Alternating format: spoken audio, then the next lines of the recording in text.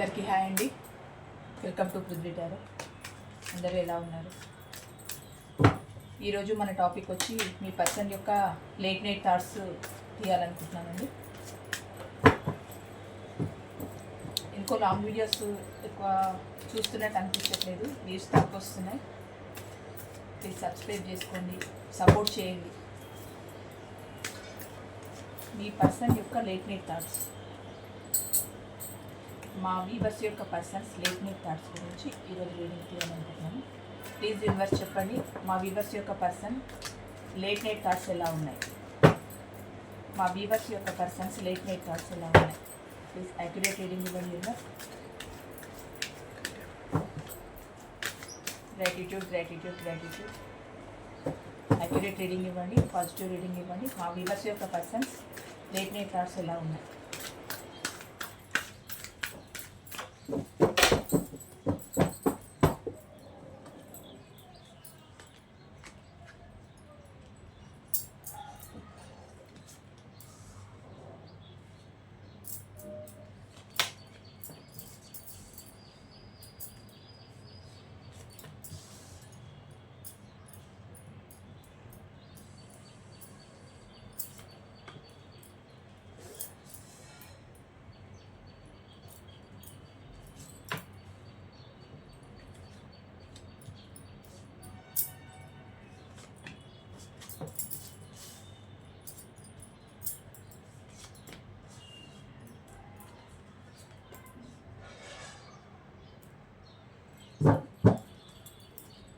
Bottom of the deck, Eight of Swords, Queen of Swords, Seven of Swords, Four of Cups, Queen of Pentacles. Okay.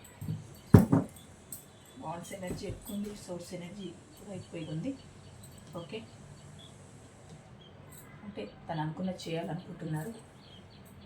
Okay, me person యొక్క late night thoughts ఎలా ఉన్నాయనంటే, కొంచెం గతంలో స్వార్థంగా ఆలోచించారు అని feel అవుతున్నారు.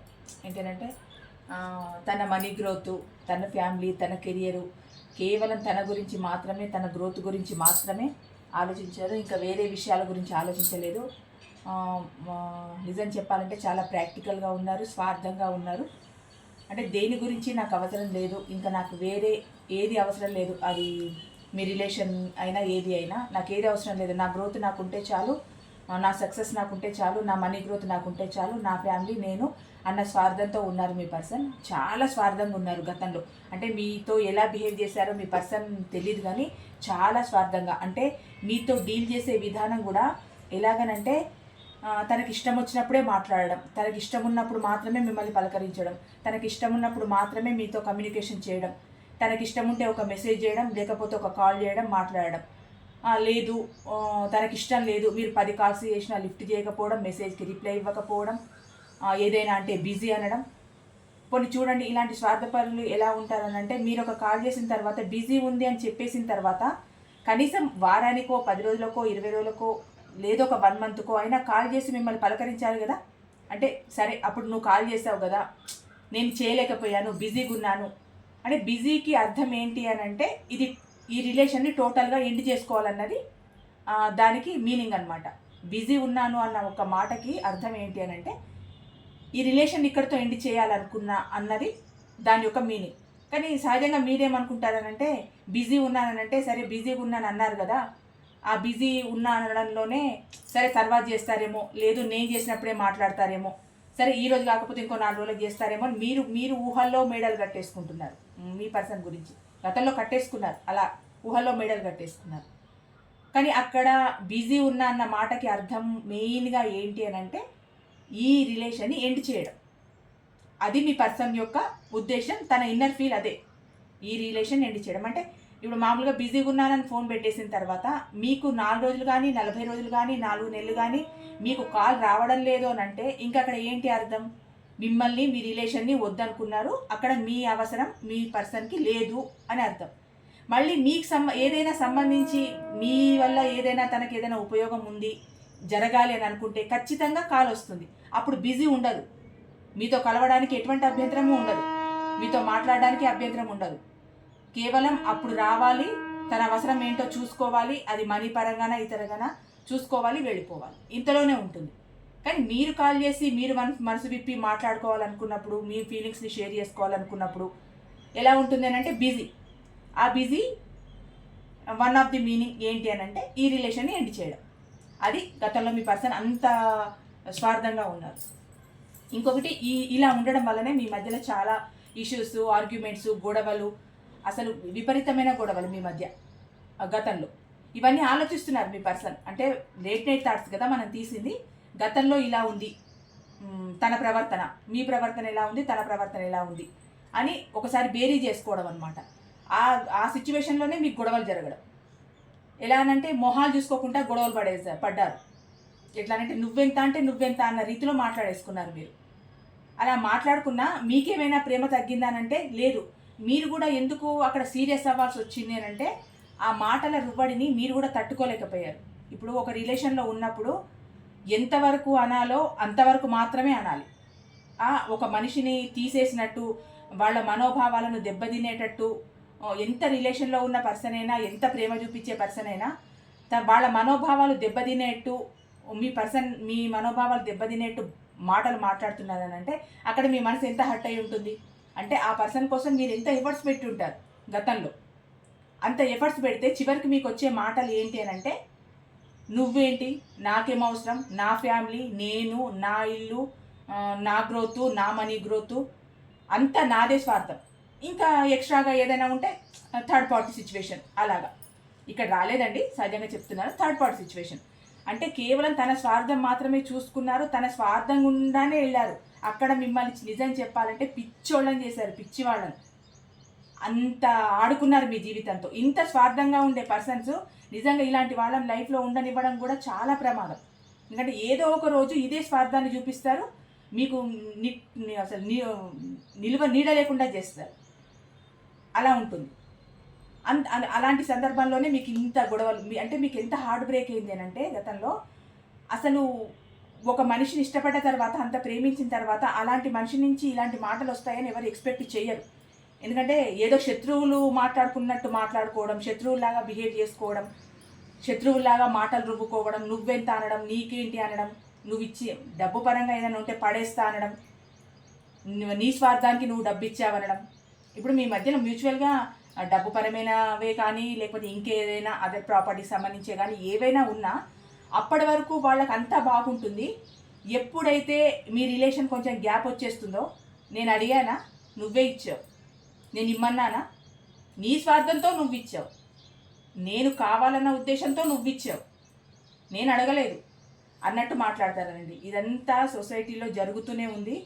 అందుకే చెప్తున్నాను, ఇది ఒకరని కాదండి, ఎలాంటి రిలేషన్ అయినా ఏదైనా అది మనసులు కలిసి ఏ స్వార్థం లేకుండా ఉన్న ప్రేమల్లోనే ఇదంతా ఉంటుంది. అది భార్యాభర్తలే కానీ లవర్సే కానీ ఏదైనా మనసులు కలిసి ఆ బంధం నిలబడితేనే ఉంటుంది తప్పితే తర్వాత ఫేస్ చేయాల్సింది ఏంటి అని అంటే ఖచ్చితంగా ఎవరైతే ఎక్కువ ప్రేమిస్తారో వాళ్ళు ఖచ్చితంగా బాధపడతారు, వాళ్ళే ఎక్కువ బాధపడతారు. ఆ ఎదుటి వ్యక్తులు ఎవరైతే ఉన్నారో వాళ్ళు చాలా ఎంజాయ్గా ఉంటారు, వాళ్ళ ఫ్యామిలీస్తో కానీ వాళ్ళల్లో కానీ వాళ్ళ కెరియర్ పరంగా కానీ చాలా హ్యాపీగా ఉంటారు. ఎవరైతే వాళ్ళే సర్వమని నమ్ముకొని ఉంటారో వాళ్ళు మాత్రమే చాలా బాధపడతారు. అలా మీరు ఇప్పుడు ఈ గొడవల వల్ల మీరు చాలా బాధపడుతున్నారు. అసలు ఎటువంటి స్థితిలో ఉన్నారు మీరు అంటే చూడండి, అసలు అంత భారంగా మోస్తున్నారు. అంటే ఇదంతా మీ పర్సన్ ఆలోచనేనండి.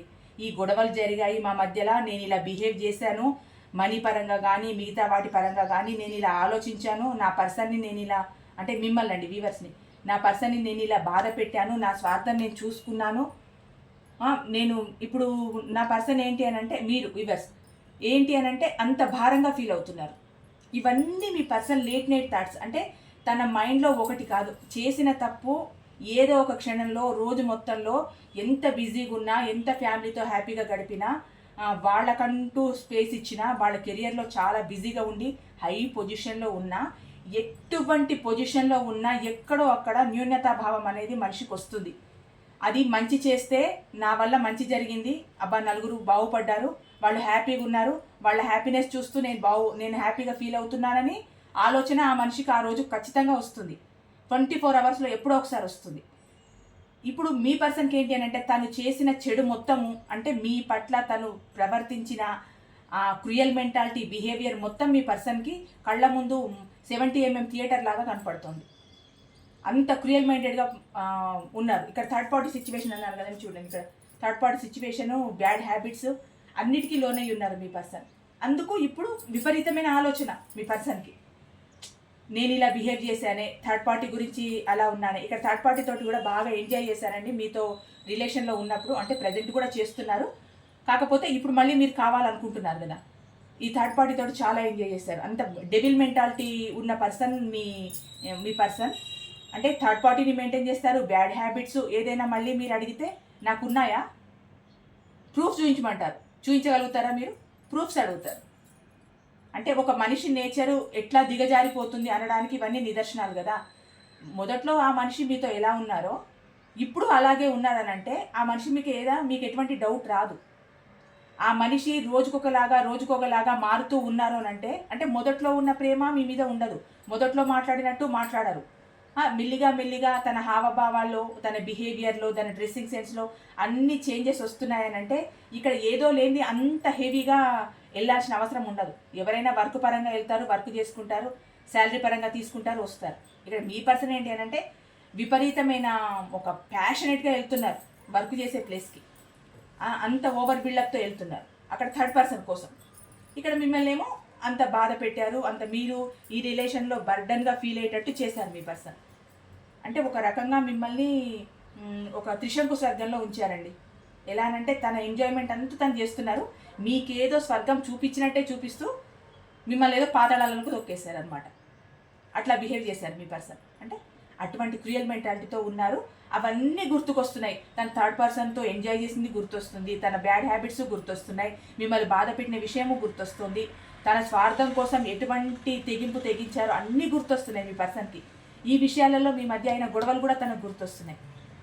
తనకంటూ ఒక బౌండరీ వేసుకొని నేను ఇంతలోనే ఉంటాను, నేను ఇది దాటి రాను. ఇప్పుడు మంచి వ్యక్తులు ఒక బౌండరీ వేసుకున్నారనంటే అది 10 మందికి ఉపయోగపడుతుందండి. ఒక బ్యాడ్ పర్సన్ లిమిట్స్ పెట్టుకున్నారనంటే పెట్టుకోగలుగుతారా? ఇప్పుడు మీ పర్సన్ పెట్టుకున్నట్టేనా? పోనీ ఆ బౌండరీస్ వేసుకొని లిమిట్స్ పెట్టుకున్నారనంటే మీ ఒక్కరితోనే ఉండాలి కదా, మరి వేరే వాళ్ళతో రిలేషన్స్ పెట్టుకోవద్దు కదా. ఈ బౌండరీ వేసుకొని ఏం లాభం? ఎక్కడ వేసుకున్నట్టు ఈ బౌండరీ మీ పర్సన్? దేనికోసం వేసుకున్నట్టు? అంటే నేను ఇలాగే ఉంటాను, నేను ఎంత బ్యాడ్గా ఉండాలనుకున్నానో అంత బ్యాడ్గానే ఉంటాను అన్న ఒక బౌండరీని వేసుకున్నారనమాట. మంచి కోసం వేసుకోలేదు, చెడు కోసమే వేసుకున్నారు. అట్లా మంచి కోసం వేసుకొని ఉంటే ఈరోజు మీరు ఇంత బాధపడే వాళ్ళు కాదు కదా, ఈ రిలేషన్లో ఇంత భారంగా ఫీల్ అయ్యే వాళ్ళే కాదు కదా, మీ మధ్య ఇన్ని గొడవలు వచ్చేవి కాదు కదా. మీరు ఎంత హర్ట్ అయ్యి ఉంటారు తన అన్న మాటలకి, తన చేష్టలకి. ఇది మీది ఎన్ని సంవత్సరాల రిలేషన్ అయినా అయ్యి ఉండొచ్చు. అంటే ఇప్పుడు అన్నీ గుర్తుకొస్తున్నాయి మీ పర్సన్కి. నేను అప్పుడు అలా చేశాను, ఇలా చేశాను. రాత్రిపూట పడుకుంటే చెప్తున్నాను కదా, ఎక్కడో అక్కడ మనం చేసిన పాపం కానీ పుణ్యం కానీ పడుకునేటప్పుడు ఖచ్చితంగా మన మైండ్కి వస్తుంది. మన మైండ్ మనకు తెలియకుండానే ఆలోచిస్తుంది.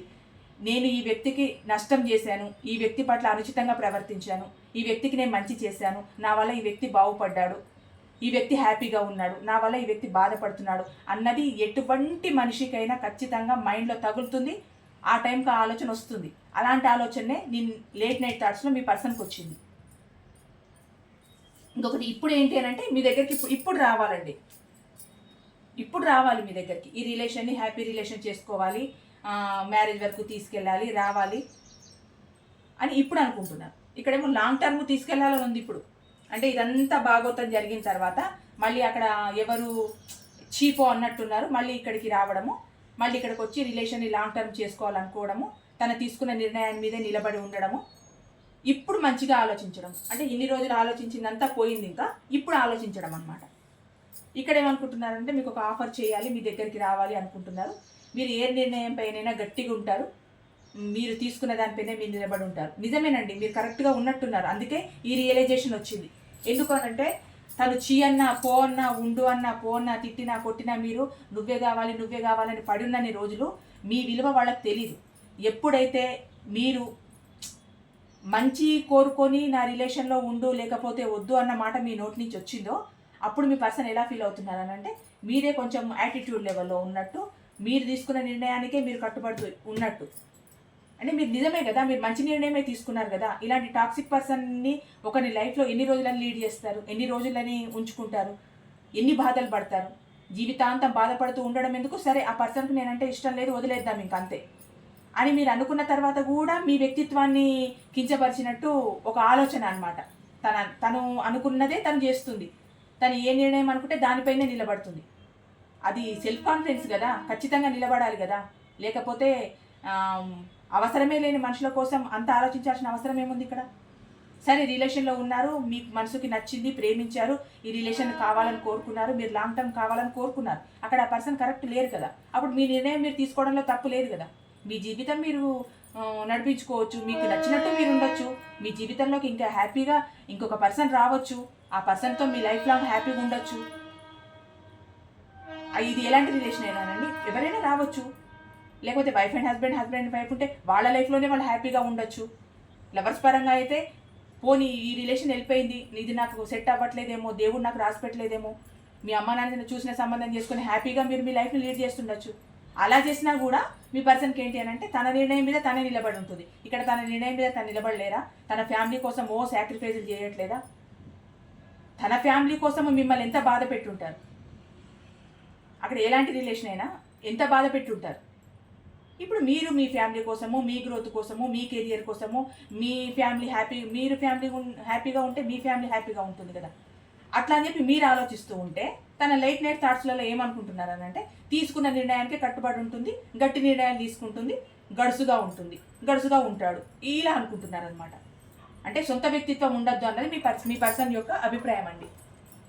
ఇక్కడ ఏంటి అని అంటే ఏదో జరిగిపోయిన దానికి వెనక్కి తిరిగి చూసుకుంటున్నారు. అంటే తను చేసింది తప్పు కదా, తప్పు చేసినప్పుడు వెనక్కు తిరిగే చూసుకుంటారు. మరి అంటే ఏం జరుగుతుంది, మళ్ళీ వీళ్ళ లైఫ్లో ఏం జరుగుతుంది ఒకసారి తొంగి చూడాలి కదా. అందుకని ఇక్కడ క్వీన్ ఆఫ్ సోర్స్ అంటే మీరు ప్రశ్నిస్తారు కదా ప్రతిదీ. మీరు కరెక్ట్గా ఉన్న ప్రతి మనిషి క్వశ్చన్ చేస్తారండి, ఇది లోక సహజం. తప్పు చేసిన వాళ్ళే ప్రశ్నించరు, కానీ తప్పు చేయని వాళ్ళు ఖచ్చితంగా ప్రశ్నిస్తారు. ఇక్కడ స్ట్రక్ అయి ఉన్నారు మీ పర్సన్, ఏం చేయాలో అర్థం కావలేదు. ఇక్కడ మీరు ప్రశ్నించే హోదాలో ఉన్నప్పుడు ఇక్కడ స్ట్రక్ అయ్యే ఉంటారు. రావాలనుంది, హ్యాపీ రిలేషన్ చేసుకోవాలనుంది, మీతో లాంగ్ టర్మ్ ఉండాలనుంది, మీకోసమే ఆలోచిస్తున్నారు, అంతా ఉంది. ఇక్కడ ఇదంతా జరిగిన దాన్ని బట్టి మీరు ఇక్కడ ప్రశ్నిస్తే మరి అక్కడ స్ట్రక్ ఎనర్జీలోనే ఉంటారు. చూడండి, గతంలో మీ ఆఫర్ని రిజెక్ట్ చేశారు, కొత్త ఆఫర్ల కోసం వెంపర్లాడి అక్కడ ఏముందో అంతలా వెంపర్లాడి వెళ్ళిపోయారు. తనకు తెలుసు మీ పర్సన్కి మీరు తన గురించి తప్పితే ఎవరి గురించి ఆలోచించారని తెలుసు. చీప్ మెంటాలిటీ మీ పర్సన్కి ఉంది కానీ మీకు లేదు కదండి. అంటే తను 4 దిక్కులో చూసి 4 రిలేషన్లను మెయింటైన్ చేసే పర్సన్ మీ పర్సన్, కానీ మీరు ఎవరి గురించి అయితే మనసులో ఒక స్థిరమైన నిర్ణయంతో ఉన్నారో అలాంటి ఆ మనిషి కోసమే ఈ క్షణం వరకు ఆలోచిస్తున్నారు. మీ రిలేషన్ హ్యాట్స్ ఆఫ్ అండి, నిజం చెప్తున్నా వీవర్స్ది, నేను గొప్ప చెప్పట్లేదు. మీ రిలేషన్లో మీరు చాలా జెన్యూన్గా ఉన్నారు. కాకపోతే మీరు చేసిన రాంగ్ స్టెప్ ఏంటి అని అంటే మీరు ఎంచుకున్న పర్సన్ విషయంలోనే మీరు రాంగ్ స్టెప్ వేశారండి. మీ ప్రేమ మాత్రం చాలా నిజాయితీగా ఉంది, జెన్యూన్గా ఉంది, కరెక్ట్గా ఉంది. మీరు ఎంచుకున్న పర్సన్నే మీరు కరెక్ట్గా ఎంచుకోలేదు. జీవితంలో నిజంగా కొన్ని నిర్ణయాలు సరైన సమయంలో సరైన నిర్ణయాలు తీసుకోకపోతే జీవితం చాలా దుర్భరంగా ఉంటుందంటారు పెద్దవాళ్ళు.